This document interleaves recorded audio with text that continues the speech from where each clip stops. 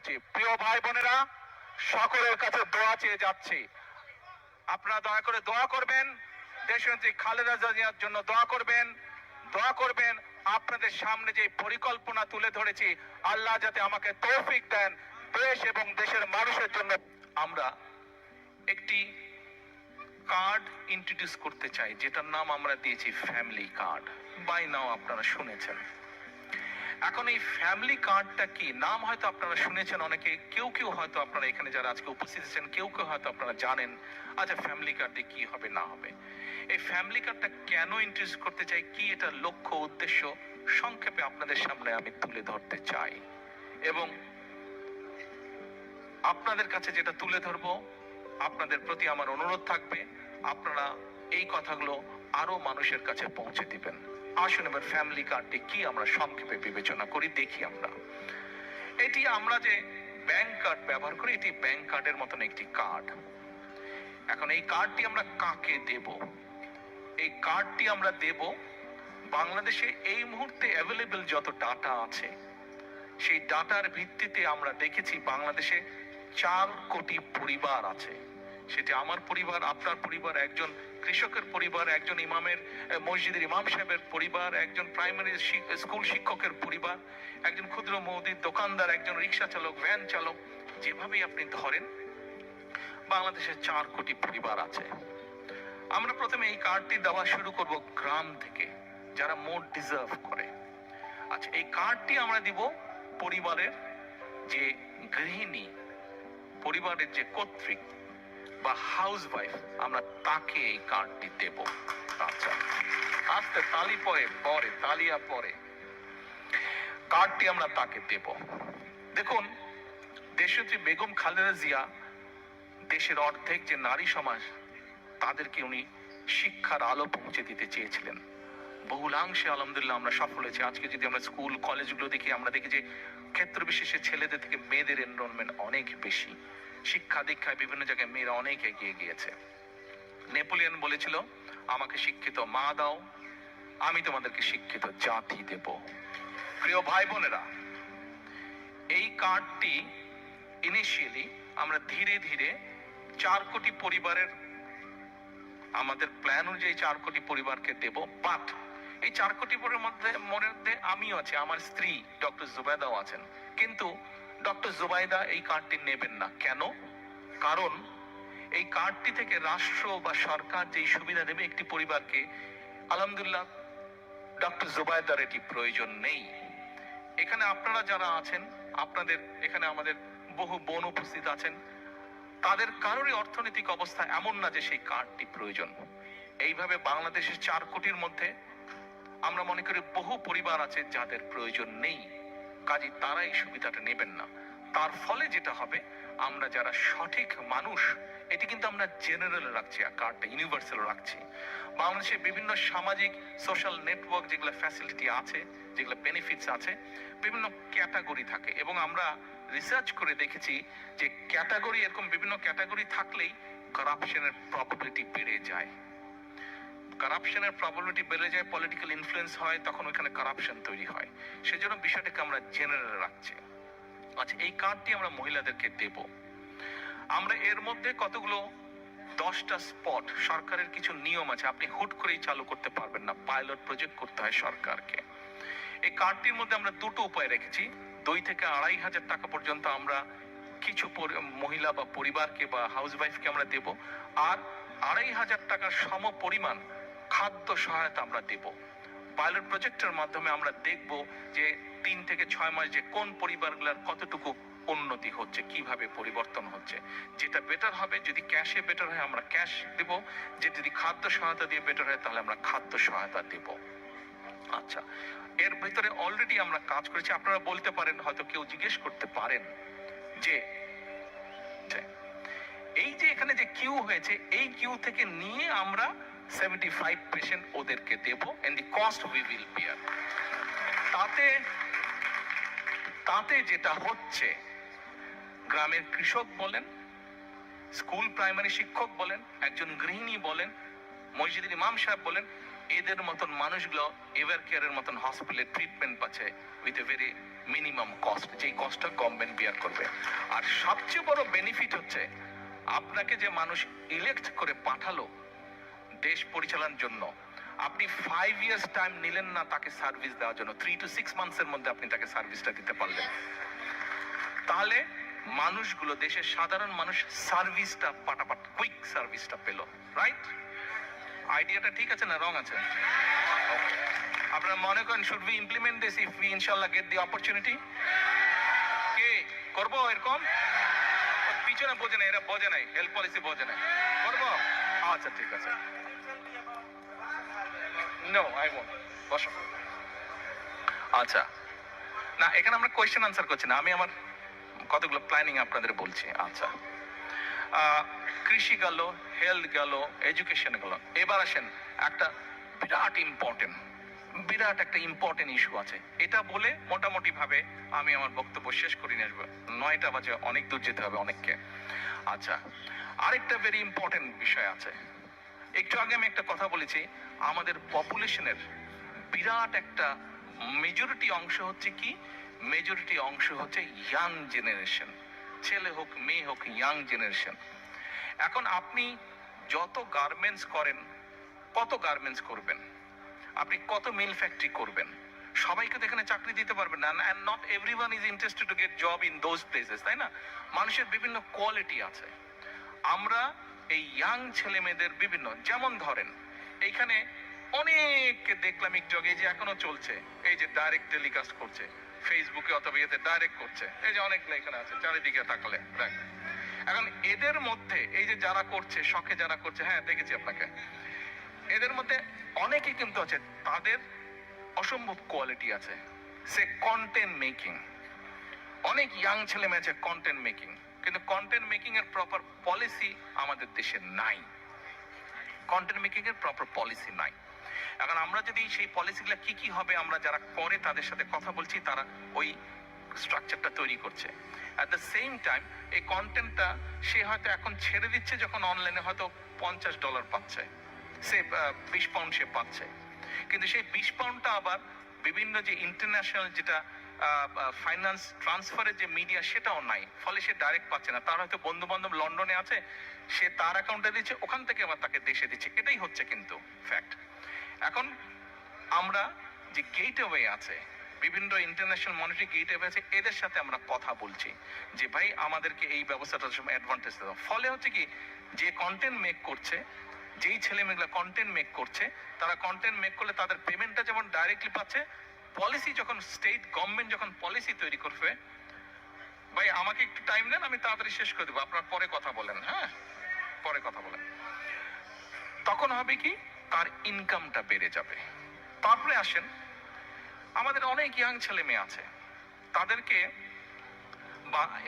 আমরা যেটাকে ডাটা বলি, বাংলাদেশি খুব সেটাকে এমবি বলে, ডাটাটাকে। ডাটা ইজ কোয়াইট এক্সপেন্সিভ বাংলাদেশে, কিন্তু আমাদের অনেক ছেলে মেয়ে আছে, ধরেন তারা অনলাইনে ইয়ে করে, আপনার বিভিন্ন বিজনেস করে, ধরেন এই যে ইবের মতন বিজনেস করে। তো এখন এই ছেলে মেয়েগুলা, এদের দুটো সমস্যা আছে মেজরিটির, তাদের প্রপার ওয়ার্ক স্পেস নাই। হয়তো যেই মেসে থাকে বা হলে থাকে, ও স্টুডেন্ট হলে থাকে, সেখানেই বসে হয়তো সে কাজ করছে। এই স্বৈরাচারের সময় মেগা প্রজেক্টের নামে অনেক সায়েন্স পার্ক না কি জানি তৈরি করেছে, কিন্তু আপনারা যদি যান প্রায় 34-35টার মতন তৈরি করেছে বিভিন্ন ডিস্ট্রিক্টে। কিন্তু আপনারা যদি যান, দেখবেন যে ম্যাক্সিমাম গুলা ভূতের বাসা হয়ে আছে, ঘোস্ট হাউস হয়ে আছে, আর কতগুলা মোটামুটি কিছু লোক নিয়ে ওখানে কমিউনিটি সেন্টার করে বিয়ে শাদীর অনুষ্ঠান হচ্ছে।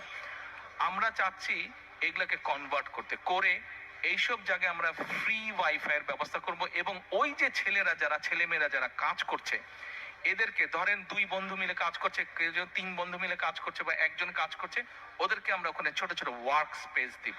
ফলে ও ওর নিজের কোম্পানি তৈরি করবে, ও অনলাইনে, সেটা ডাটা প্রসেসিং হতে পারে, সেটা ডিজাইনিং এর কাজ হতে পারে, সেটা কন্টেন্ট মেকিং হতে পারে, সেটা অনেক ধরনের কাজ হতে পারে। এই স্পেসগুলো আমরা তাদের জন্য তৈরি করব। এর বাইরে আমরা আরেকটা প্ল্যানিং করেছি, ওই যে বললাম ডাটা অনেক এক্সপেন্সিভ,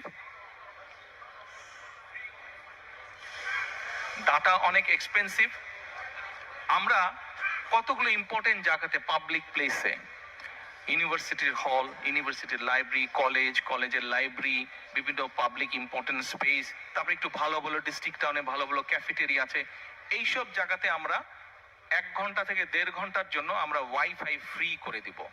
আপনারা যখন ওয়েস্টফিল্ডে যখন যান, ওয়েস্টফিল্ডে গিয়েই কিন্তু অনেকে কি করে, তাড়াতাড়ি ওয়েস্টফিল্ডের ওয়াইফাই সাথে কানেক্ট করে নেন আপনারা।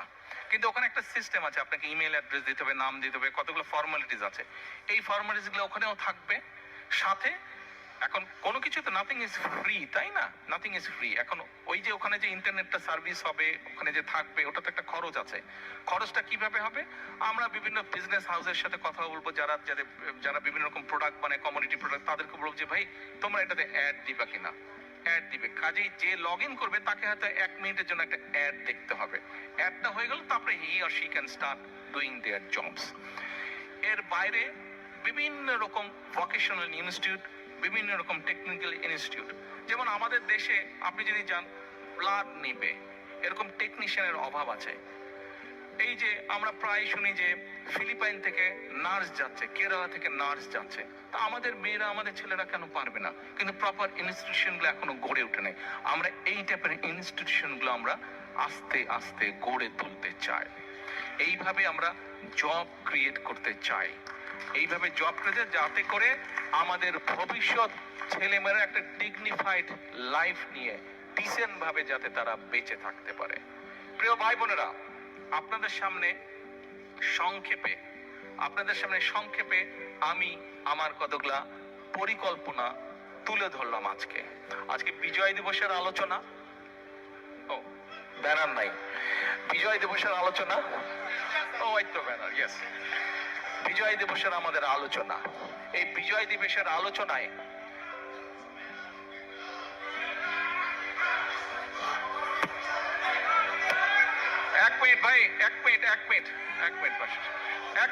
এক মিনিট কথা শুনুন। দেখেন, আমরা আন্দোলন সংগ্রাম করেছি, আমাদের সহকর্মীরা জীবন দিয়েছে, বহু সাধারণ মানুষ, গৃহিণী। এই যে 5ই আগস্ট এই আন্দোলনে আপনাদের নিশ্চয়ই অনেকের ধারণা আছে, 63 জন শিশু শহীদ হয়েছে, 63 জন শিশু। কাজে এই যে 5ই আগস্ট আমরা আমাদের পূর্ণ স্বাধীনতা বলেন, বা আমাদের যে এই সুযোগটা আমরা পেয়েছি, এই সুযোগটা কিন্তু সামনে যে নির্বাচনটা, এই নির্বাচনটা কিন্তু শুধুমাত্র,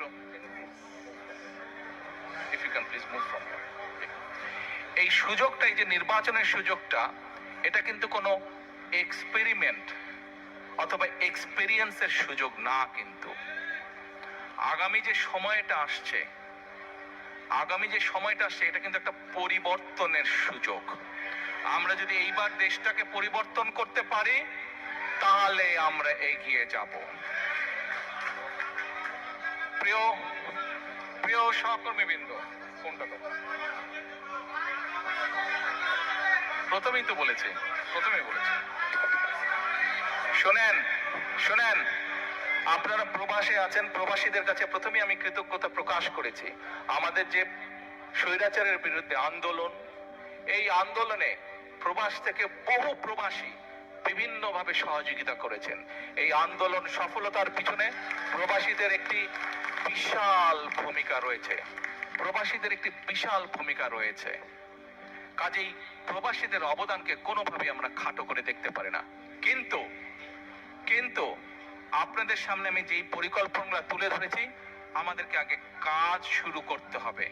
আমরা যদি কাজ শুরু করতে না পারি এবং আমরা যদি সকলের দাবি উপস্থাপন করতে থাকি, তাহলে কিন্তু একটা ইনডিসিপ্লিন তৈরি হবে, ফলে আমরা কিন্তু আমাদের কাঙ্ক্ষিত লক্ষ্যে পৌঁছতে পারবো না। এই মুহূর্তে একটু আগে যেই কথাটি আমি বলেছি, প্রিয় ভাই বোনেরা, সেই কথাটি হচ্ছে যে এই আগামী নির্বাচন কিন্তু কোনো এক্সপেরিয়েন্সের বিষয় না, এক্সপেরিমেন্টের বিষয় না। এই সুযোগটা আমাদের কাজে লাগাতে হবে, এইটিকে সদ্ব্যবহার করতে হবে। আপনাদের সকলকে, প্রবাসীরা যেরকম আন্দোলনকে গড়ে তুলেছেন বিভিন্ন সাহায্য সহযোগিতার মাধ্যমে, একইভাবে প্রবাসীদের সামনে এখন বিশাল দায়িত্ব হচ্ছে যে সঠিক দলকে নির্বাচিত করতে সহযোগিতা করা। যেই দল সঠিক পরিকল্পনা নিয়ে আগামী দিনে দেশকে গড়ে তুলতে সক্ষম হবে। যেই দল আগামী দিনে সঠিকভাবে বাংলাদেশকে সামনে নিয়ে যেতে হবে। আমরা যদি সকলে ঐক্যবদ্ধ থাকি, আমরা যদি সকলে একসাথে থাকি, দয়া করে একটু বসবেন, একটা জিনিস দেখাবো আপনাদেরকে। দয়া করে একটু কষ্ট করে বসবেন, আর 10 মিনিট, তারপরে সেরে দেবো। 10 মিনিট, অনলি 10 মিনিটস। তুমি এরকম পাগল করো কেন? বসো। আমরা যদি একসাথে থাকি, ঐক্যবদ্ধভাবে থাকি, তাহলে আমাদের এই প্রিয় মাতৃভূমিকে কিন্তু আমরা সঠিক ডাইরেকশনে নিতে পারবো। প্রিয় ভাই বোনেরা, আপনারা দেখেছেন, আমি কিন্তু 1 বছর আগে বলেছিলাম, দেখুন আপনারা যারা, আপনাদের এই কথাগুলো শুনতে হবে। যদি কথাগুলো না শুনেন, এই ছবি কিন্তু কোনো লাভ হবে না। দয়া করে কথাগুলো শুনুন, কথাগুলো না শুনলে কিন্তু লাভ হবে না। আমি 1 বছর আগে আপনাদেরকে বলেছিলাম যে সামনে কিন্তু আমাদের কঠিন সময়, ষড়যন্ত্র থেমে নেই, এবং এই নির্বাচনও কিন্তু খুব সহজ নয়। আপনারা অনেকেই কিন্তু ব্যাপারটা এখন বুঝতে পারছেন। 1 বছর আগে যা বলেছিলাম সেটা কিন্তু হচ্ছে এখন। আমি আবারও বলছি, সামনের সময় কিন্তু খুব সুবিধার না, কাজেই সকলকে ঐক্যবদ্ধ থাকতে হবে। ঐক্যবদ্ধ থাকতে পারবেন? ঐক্যবদ্ধ থাকতে পারলেই আমরা আমাদের এই যে পরিকল্পনা বললাম, সফল করতে পারবো। ঐক্যবদ্ধ থাকলেই আমরা আমাদের প্রত্যাশিত বাংলাদেশকে গড়ে তুলতে পারবো। ঐক্যবদ্ধ থাকলেই আমরা বাংলাদেশের জবাবদিহিমূলক ব্যবস্থা গড়ে তুলতে পারবো। এই ব্রিটেনে যে আপনারা আছেন, এই দেশের জবাবদিহিমূলক ব্যবস্থা আছে বলেই এই দেশের মানুষ তার ন্যায্যতা থেকে বঞ্চিত হয় না। বাংলাদেশের মানুষ বহু যুগ ধরে তাদের ন্যায্যতা থেকে বঞ্চিত হয়েছে। কাজে আসুন, বাংলাদেশের মানুষের ন্যায্য অধিকার যদি ফিরিয়ে দিতে হয়, যে কোনো মূল্যে আমাদেরকে কি করতে হবে? ঐক্যবদ্ধ থাকতে হবে। ঐক্যবদ্ধ না থাকার কোনো বিকল্প নেই আমাদের। United we stand, divided we fall. কাজে এই কথাটি আমাদের সকলকে মনে রাখতে হবে। এখন প্রিয় ভাই বোনেরা, আপনাদেরকে আমি ছোট্ট 2 মিনিট, আমাদের 60 লক্ষের মতো নেতাকর্মী বিভিন্ন নির্যাতন, অত্যাচার, হামলার শিকার হয়েছে। আপনাদের মধ্যে হয়তো এখানে বহু মানুষ আছেন যারা নির্যাতনে অত্যাচারিত হয়ে দেশ থেকে এখানে চলে আসতে বাধ্য হয়েছিলেন। শুধু ইউকে না, ইউরোপের বহু দেশে আছে, মধ্যপ্রাচ্যের বহু দেশে আছে, মালয়েশিয়ার বহু দেশ আছে, আমেরিকায় বহু দেশে বহু আমাদের নেতাকর্মী আছে যারা হয়তো বাধ্য হয়ে চলে গিয়েছিল দেশ ছেড়ে। প্রিয় ভাই বোনেরা, যুগেরও বেশি সময় ধরে বাংলাদেশ জাতীয়তাবাদী দল আন্দোলন করেছে।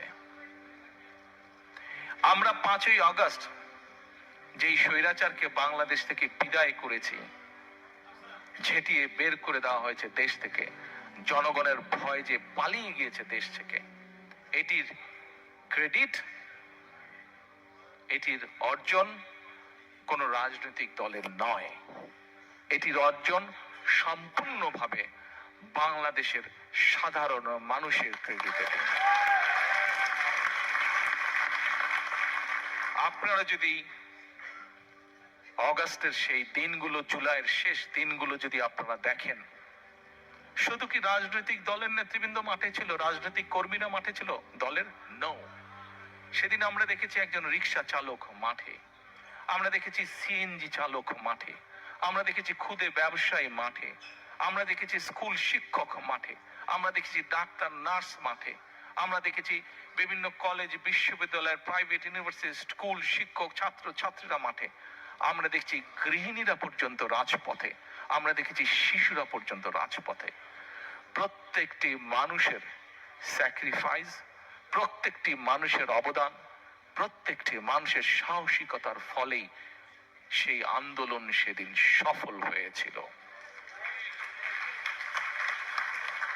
প্রিয় ভাই বোনেরা, আন্দোলন ইনশাআল্লাহ আলহামদুলিল্লাহ সফল হয়েছে।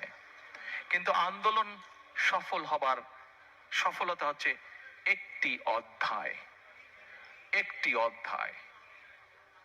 বিজয় করা অনেক সময় বিজয় করা যায়, কিন্তু বিজয়ের সফলতা ধরে রাখা আরো কঠিন। প্রিয় ভাই বোনেরা, যেই কথাটা দিয়ে শুরু করেছিলাম, একটি কথা বলেছিলাম শুরুর দিকে, আমরা যারা ইউকেতে থাকি যখন ঘর থেকে বের হই, এই দেশের অনেক কিছু দেখলে মনে হয় আহা, আমার দেশটা কেন এমন না। প্রিয় ভাই বোনেরা, আমার দেশটি, আমাদের দেশটি যদি গড়ে তুলতে হয় আমাদের প্রত্যাশার মতন, তাহলে তো কাজ আমাদেরকেই করতে হবে, তাই নয় কি? আমাদেরকেই তো, বাংলাদেশের মানুষকে যারা আমরা বাংলাদেশি, আমাদেরকে মিলেই তো কাজটি গড়ে তুলতে হবে, দেশকে গড়ে তুলতে হবে। প্রিয় সহকর্মীবৃন্দ, ষড়যন্ত্র চলছে। ষড়যন্ত্রকারীরা কিন্তু তাদের সেই ৭১-এ যারা ষড়যন্ত্র করেছিল, ৭৫-এ যারা ষড়যন্ত্র করেছিল, ৭ই নভেম্বরে পরাজিত হয়েছিল, ৮১-তে যারা ষড়যন্ত্র করেছিল, ৯৬-তে যারা ষড়যন্ত্র করেছিল, পরবর্তীতে যারা ষড়যন্ত্র করেছে, তাদের ষড়যন্ত্র কিন্তু থেমে নেই। এবং বাংলাদেশ জাতীয়তাবাদী দল একটি দায়িত্বশীল দল হিসাবে আমাদের এবং আমাদের প্রতিটি পর্যায়ের নেতাকর্মীর পবিত্র দায়িত্ব হচ্ছে বাংলাদেশের মানুষকে সাথে নিয়ে সচেতন করার মাধ্যমে সজাগ এবং সতর্ক থাকা, এবং বাংলাদেশের মানুষকে সজাগ এবং সতর্ক রাখা এই ষড়যন্ত্রের বিরুদ্ধে। প্রিয় ভাই বোনেরা, স্বৈরাচারকে আমরা বিদায় করেছি 16 বছর ধরে, এবং এর আগে বিভিন্ন সময় বাংলাদেশের মানুষ, সে রাজনৈতিক দলের নেতা বা কর্মী হোক, অথবা একজন সাধারণ মানুষ যে তার দেশকে ভালোবাসে, এরকম বহু মানুষ অকাতরে জীবন বিলিয়েছে শুধুমাত্র দেশটিকে একটি সঠিক জায়গায় নিয়ে আসার জন্য, শুধুমাত্র দেশের মানুষের গণতান্ত্রিক অধিকারকে প্রতিষ্ঠিত করার জন্য। আজ একটি সময় এসেছে, আগামী 2 মাস পরে দেশে একটি নির্বাচন, বহুল প্রত্যাশিত একটি নির্বাচন, যে নির্বাচনে মানুষ নিজে ঘর থেকে বেরিয়ে নিরাপদে যাবে, স্বাচ্ছন্দ্যে ভোট দিবে তার ইচ্ছা মতো। এরকম একটি প্রত্যাশিত দিন সামনে অপেক্ষা করছে। প্রিয় সহকর্মীবৃন্দ, আমরা যেরকম একটি দায়িত্বশীল রাজনৈতিক দল হিসাবে আজকে আমাদের দায়িত্ব যেমন বাংলাদেশের বিরুদ্ধে, বাংলাদেশের মানুষের স্বাধীনতা, সার্বভৌমত্ব, গণতান্ত্রিক অধিকার, ভোটের অধিকার, অর্থনৈতিক স্বাধীনতার বিরুদ্ধে যারা ষড়যন্ত্র করছে তাদের বিরুদ্ধে যেমন বাংলাদেশের মানুষকে সতর্ক রাখা, সজাগ রাখা, একই সাথে প্রিয় ভাই বোনেরা, আমাদের একটি অন্যতম গুরুত্বপূর্ণ দায়িত্ব হচ্ছে দেশের মানুষের সামনে পরিকল্পনা দেওয়া। আমাদের মধ্যে অনেকেই বক্তব্যে বলেন আমরা এই স্বপ্ন দেখছি, আমরা সেই স্বপ্ন দেখছি।